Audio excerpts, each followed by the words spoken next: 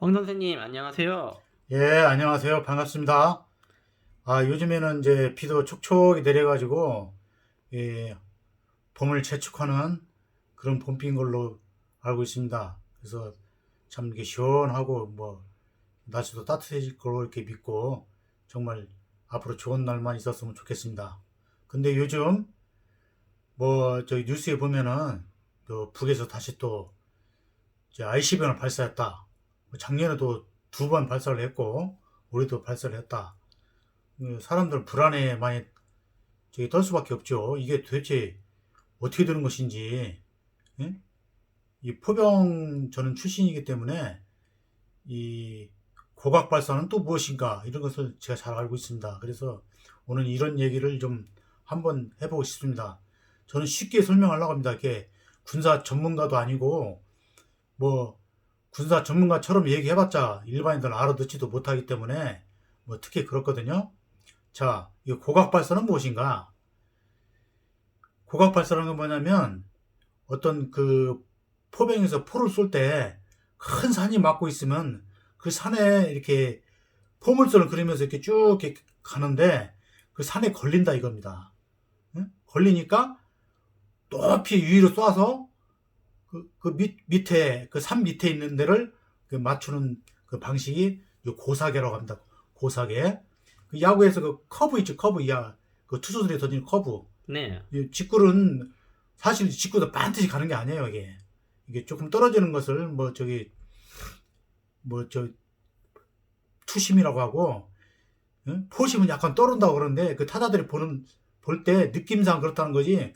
어떻게 그것이 떠오르는 공이 떠올라서 올 수가 있겠어요. 떠오르는 느낌이라는 거죠. 이게 그걸 포심 또는 이게 다 스트레이트 직구 개념입니다. 근데 커브는 상당히 그 높이 올라가서 타자 머리 위쪽까지도 그 방면에 올라와서 밑으로 깔아놓는 것이 이제 커브입니다. 그 커브의 장점과 단점은 뭐예요? 단점이라고 하면은 높이 떠오른다는 겁니다. 시간적 여유가 있다. 빠른 공만 보다가 이게 높이 떠오르니까 충분히 맞출 수가 있습니다. 그리고 또 이게 멀리 날아갑니다. 제대로 맞으면 직구보다 더 멀리 날아가요. 장점은 뭐냐? 빠른 야구 투수들이 공이 빠르다 보니까 그 빠른 볼만 이렇게 딱 대처를 하는데 갑자기 이게 들어오면은 대처가 안 된다 이겁니다. 예?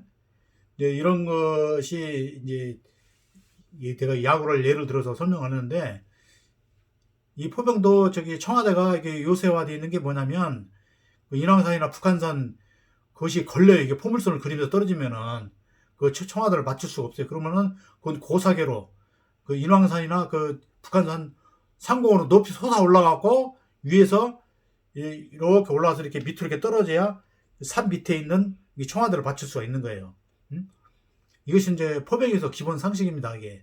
그런데 윤석열은 어떻게 용산으로 이사를 갔죠? 그렇죠. 용산 이사 갔고 요즘은 또 헷갈려요. 저기 자기 근무지가 어딘지가 알 수가 없을 정도로 원래 자기 집으로 갔다가 술은 청담동에서 먹고 또 또 청와대에서 또 들어가서 거기 춘추관에서 또 무슨 행사도 한다고 하고 헷갈리기도 하는데 돈은 돈대로 들어가고 저기 자기 그 신분도 이게 많이 노출돼 있는 그런 상태인 것 같습니다. 자 포병을 보면은 이 포병 원리를 메커니즘 사격주의 체계를 가장 잘 알 수 있는 데가 저 관측병하고 저기 FDC 빵카에 들어있는 계산병이에요. 빵카에 들어가서 계산하는 사람들을 사격주의라고 하고 그다음에 전방에 그 가서 적군들이 오는 그 높은 산이나 토치카 이런 데 숨어서 이 포대경이나 싸움경으로 관측 장비로서 와가지고 그 자기 본대에 연락하는 사람들을 관측병이라고 합니다. 그럼 이런 모든 것들이 이게 잘 어우러집니다. 어떻게 어우러지냐면 측량을 또 잘해서 대포 위치도 있어야 되고 관측병은 눈이죠. 포병의 눈이죠. 정확하게 관측을 해서 위치를 알려주고 그 통신병들도 통신 시설이 잘 갖춰지고 이게 보안이 돼야겠죠. 그다음에 계산도 정확히 해야 되겠고 계산병들은 다시 대포 이제 쏘는 사람들은 이 사람들은 어디로 쏘는지 몰라요. 그 FDC 빵가에서 알려주는 지원대로 사각, 편각 이렇게 그 알려주는 대로만 이렇게 쏘는 거예요, 이게. 그래서 이게 포탄 한 발 뜨는 것이 그게 간단한 것이 아닙니다. 그러면 이제 이 ICBM 고각 발사도 뭐냐? 이거 똑같습니다, 이게. 포병의 고사계하고 그 말만 저기 약간 끄트머리 말만 틀려요. 고사계 고각 발사 이건데. 그건 뭐냐면 고각 발사를 하게 되면은 어떤 장점이 있느냐면은 다른 나라를 안 넘어가겠죠. 자기 나라 상공에다 쏴갖고 높이 올라서 지구의 대기권을 지나서 공기가 없는 무중력 상태 그 위로 올라가서 다시 밑으로 내려오는 겁니다. 이게 내려와갖고 내려오려면은 이게 엄청난 압력으로 이렇게 내려오기 때문에 이게 불에 타버려 이게. 응? 우리가 별똥별이 있죠, 별똥별. 네. 응?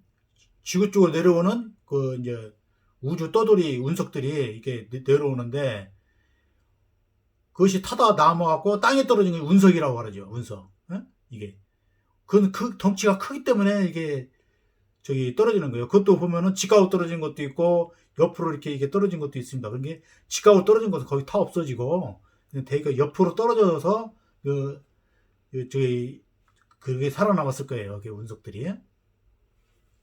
자, 그러면 남의 나라를 침범하지 않은 좋은 장점이 자기 나라 상공에서 올라와서 자기 나라 저기 영토로 떨어지고 또는 공해상으로 떨어지기 때문에 외교 분쟁이 안 일어나겠죠. 응? 그렇죠. 그런데 단점은 뭐예요? 예를 들어서 북에서 미국을 쏘는데 미국 시민들이 못 느낀다 이겁니다. 그것이 이제 아는 사람은 알지만 응? 자기 나라 태평양 LA 앞바다에 떨어졌다든가 또는 저기 뉴욕 거기 자유의 여선시장 그 근처에 뭐 떨어졌다든가야 사람들이 화들짝 놀래고 경고를 할 텐데 전문가들은 다 알지만서도 입을 다 닫고 일반 저기 미국 시민들은 잘 모른다는 얘기다. 이런 단점들이 있어요 또. 응? 그래서 저기 이제 재진입 기술은 뭐냐? 이게 마하 뭐 20 이상이 넘습니다. 이게 극초음속 미사일로 속도가. 그러면 우리가 꽝을 갖다가 화살로 쏘면 맞추는 그런 뭐 장면들이 많죠. 실제 명공들은 맞췄다고 그래요. 그러면은 그것은 꽝이 날아가는 속도보다 화살이 빠르니까 가능하겠죠. 그렇죠. 네, 그런데 그 총알을 쐈는데 총알을 맞추려면 화살로 맞추면 맞춰질까요? 이게 뭐 워낙 차이가 나니까 맞출 수가 없다 이겁니다. 예. 이게 그렇게 생각하면 돼요. 그러니까 비행기가 아주 좋은 비행기가 이 마하 2.5 그렇습니다. 마하라는 건 뭐냐면 음속의 그 배수를 얘기하는 거예요. 마하 2험은 음속의 2배다 그런 얘기입니다. 1초에 340m를 가는 것이 이제 음속이죠. 근데 그러면은 마하 20이다 그러면 음속의 20배라는 얘기죠. 통상 마하 5 이상을 뭐 극초음속이라고 하는데 이 ICBM은 마하 20이 넘어갑니다. 이게. 그러니까 이걸 뭐 밑에서 쏘는 지대공, 응? 지대공 미사일로 쏴봤자 맞출 수가 없는 거죠. 왜냐하면 벌써 여기 지상에서 출발했을 때는 공기의 저항이 많겠죠. 그런데 그 공중에서 떨어지는 이 ICBM 미사일은 속도가 어마어마하기 때문에 그래서 못 맞춘다 이겁니다. 자, 우리 어렸을 때 논에서 개구리들을 이렇게 많이 잡아가지고 이게 패대기 쳐봤어요. 그러면 위에서 바로 때리면 그냥 뻗어버립니다. 그냥 바로 즉석사합니다. 근데 옆으로 이렇게 탁 던지면요 깨물깨물 살아 가요. 예. 그런 원리로 생각하면 되겠습니다. 일단 낙하가 빠르고 재진입이 가능했다라고 탄착이 됐다는 것은 재진입이 됐다라고 보는 겁니다. 그 다음에 원하는 그 지역이 떨어졌다. 그럼 유도를 해서 갔다는 거예요. 그 유도 장치가 가갖고. 근데 가장 저도 깜짝 놀란 게 뭐냐면 일본의 홋카이도 섬하고 일본의 본토 혼슈 섬 사이에 그것이 한 나라처럼 되어 있지만 좀 꽤 거리가 있는 지역이 있어요. 가까운 지역이 있고, 응? 어떤 데는 뭐 한 강폭이나 될까 할 정도로 아주 가까운 지역이 있고, 그 조금 폭이 좀 넓은 데가 있어요. 그게 스루카 해협이라고 하는데 거기다 이게 때렸더라고. 어? 그 참 일본에서는 환장한 노릇이 그게. 그러니까 이 일본이 뭐 북과 뭐 곧 저기 윤석열이 뻘짓하고 있는 사이에 뭐 좀 친해진다는 지금 소문이 많이 돌고 있어요. 자, 북에서는 또 가장 조금 무서운 게 뭐냐면 600mm 방사포입니다. 이게 600mm 방사포는 왜 무섭냐면 연발로 쏘는 거예요. 연발로. 어? 한 문에 6발에 거의 장착이 돼 있어갖고 6발에 계속 날아갑니다. 그럼 30문을 이번에 저기 군부대가 저기 자기도 노동당에다 저기 증정을 했다고 그러는데 30문에다 그러면 6발씩 들어가면 180발이 날아갑니다. 그럼 여기서도 그 맞출 수가 있겠죠. 아까 그 공중으로 붕 뜨는 순간 고사기로 오면은 그 충분한 좀 시간을 가져갔기 때문에 여기서 저기 요격 미사일로 저기 격추를 시킬 수가 있습니다. 근데 그게 계속 놀라우면 가능해요? 물론 3분의 1이나 뭐 3분의 2 정도는 뭐 잘하면 격추시키겠지만 나머지 3분의 1은 어떻게 해요? 못 맞출 확률이 매우 높다 이겁니다. 그래서 이게 겁나는 거예요. 그래서 이것이 남한 지역 전 지역을 타격하고 있는데 그래서 김여정 그 부부장이 뭐라고 했어요? 야, 이 바보들아, ICBM은 남한 너희들 목표가 아니야. 그 얘기 했는데 그걸 그 멀리 날아가는 그 지금 현재 쏜 그 사거리를 유추해 보면은 15,000km면 미국 전 본토가 타격이 가능하다는 겁니다. 그런데 이런 600mm 방사포로도 얼마든지 저 부산까지도 다 가능한데 뭐 하려고 저기 그 ICBM에다 저기 남한을 겨냥해서 쏘냐 그런 얘기예요. 좀 심하지 않나 싶어요. 우리도 다 알 건 다 아는데 황윤수도 이게 다 이미 알고 있는데 야 이 바보들아 또 이렇게 말하는 것은 좀 너무했다 이런 생각이 듭니다. 그런데 이제 그러면 이것을 대처를 하려면 어떻게 하냐? 응? 북한하고 화해하고 전쟁을 하지 말아야겠죠. 그래야죠. 그렇죠. 우리 목적이 그거 아닙니까? 네. 네. 북에는 사실 호전광들이 7, 80%가 넘어요. 너무나 오랫동안 이게 지속이 있다 보니까 거기 사람들도 지친 사람들 많다고.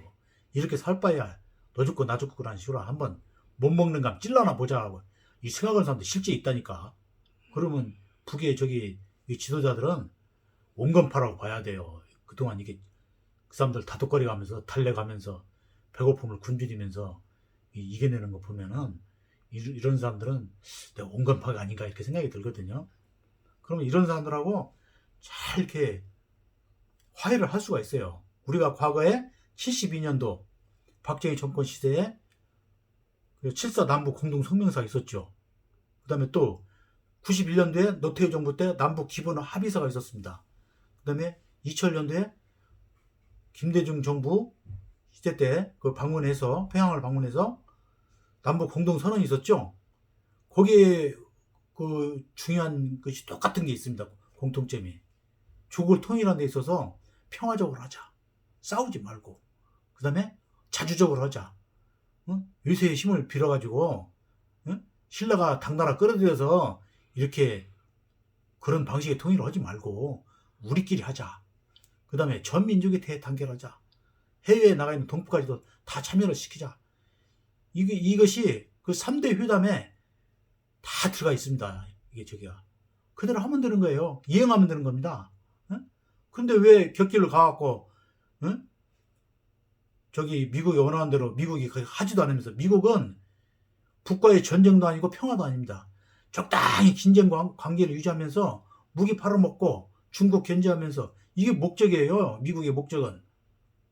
이런 것들을 모르고 참 우둔하기 짝이 없습니다. 미국한테 원자탄을 빌려달라든가 빌려주겠습니까? 그리고 한국과 같이 쓰자고 한다든가 말 같은 소리를 해야죠. 북에서 그 원자탄을 만들면서 이게 많이 힘들었어요. 이게 모든 미국이 이제 경제 제재를 시켜버리니까. 그리고 한국이 원자탄을 만들면은 한국에서 경제 제재를 안 한다고요? 불을 보듯 뻔합니다. 안 봐도 비디오예요.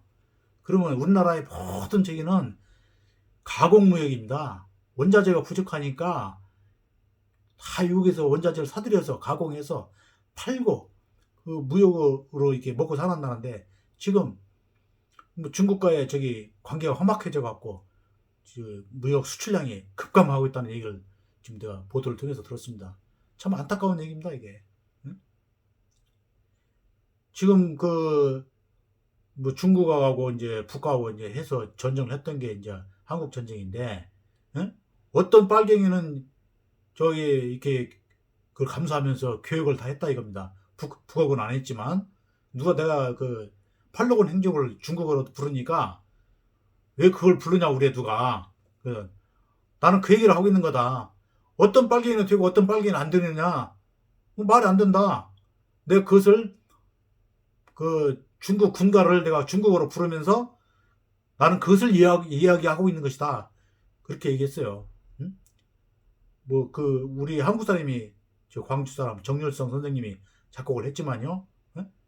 샹처상천 샹첸 我们的家乡太阳就打着祖国的大地，背负着民族的希望，我们随着不可战胜的力量。 야, 이런 노래가 있는데 나보고 왜 그 중국어를 하냐고 하더라고. 이왕이면 노래를 부르려면 중국어로 해야 하는 거예요. 막 어떤 사람은 랄랄랄랄랄랄랄랄라 이렇게 부르는 사람이 유튜브에 있더라고. 자, 속으로 참 웃음 나오더라고. 그 중국어 좀 공부해갖고 그냥 이왕이면 중국어로 부르지 왜 그렇게 하는가도 생각이 들었어요. 자, 그러면 이런 평화를 위해서 우리 조국 통일이 목적입니까? 평화가 목적입니까? 네?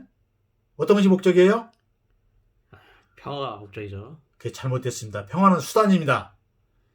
조국 통일되면 평화는 그냥 이루어지는 거예요. 네? 옛날에 그 진시황이 잘한 게 뭐예요?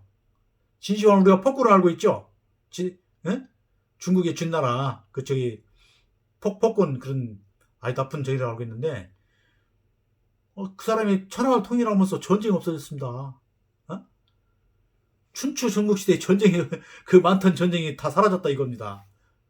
그러니까 이게 전쟁하면은 이게 자기 아들을 낳아봤자 저것이 언제 죽을지 몰라요. 언제 끌려가고 어떻게 죽을지 살지 그 부모들 심정이 어떻겠어요? 어? 일단 통일이 되니까 전쟁이 사라진 거예요. 또 진나라가 이제 멸망하고 나니까 이 초한지 나오죠. 한화와 그 유방과의 관계. 바로 전쟁이 시작되잖아요. 진나라가 저기 세력이 약해지면서 무너지니까. 응? 그래서 이 통일이 되면은 평화는 저절로 떨어지는 보너스입니다. 보너스. 아시겠습니까? 그런데 뭐 평화가 목적이라요? 평화가 목적이라고 이게 사기치는 정치인이 있었어요. 그게 바로 문재인 정부입니다. 이게. 예? 그 웃기는 사람들이 이게 사람을 멀쩡한 사람들을 이렇게 그 거짓말로 돌라먹고 사기치는 겁니다. 이게 우리는 통일이 되어야 합니다. 통일만 되면 그런 불안에 떨 필요도 없고 응? 일단 전쟁이 안 일어난다 이겁니다. 응? 그 다음에 이 고각발사니 호사계니 ICBM이니 이런 응? 우리끼리는 일단 사라지는 겁니다. 이게 싹 사라집니다. 이게 응? 사드 배치로 이런 걸로 불안에 떨 필요도 없지요. 응? 우리가 오늘은 이렇게 포병 이야기를 했는데 이 포병 포자도 모르는 사람들이 대통령이 돼가지고 참 어디 그동안 많은 사람들이 연구해서 여기가 최적의 장소다 해서 그 북한산 인왕산 밑에다가 잘 마련해놨는데 저기 어디 서울 한복판에 와갖고 포물선이 요격을 하면은 그냥 포탄 쏘면 딱 떨어져 맞춰줄 수 있는 그런 위치에다 갖다 놓으면 되겠어요? 어? 그러니까 막 저기 무인기도 막 들어와서 막 휘젓고 다니고 참 이런 한심한 사태는 사라져야 될 것 같습니다. 자, 오늘 포병 이야기로 끝을 맺겠습니다. 감사합니다. 네, 좋은 말씀 감사드립니다.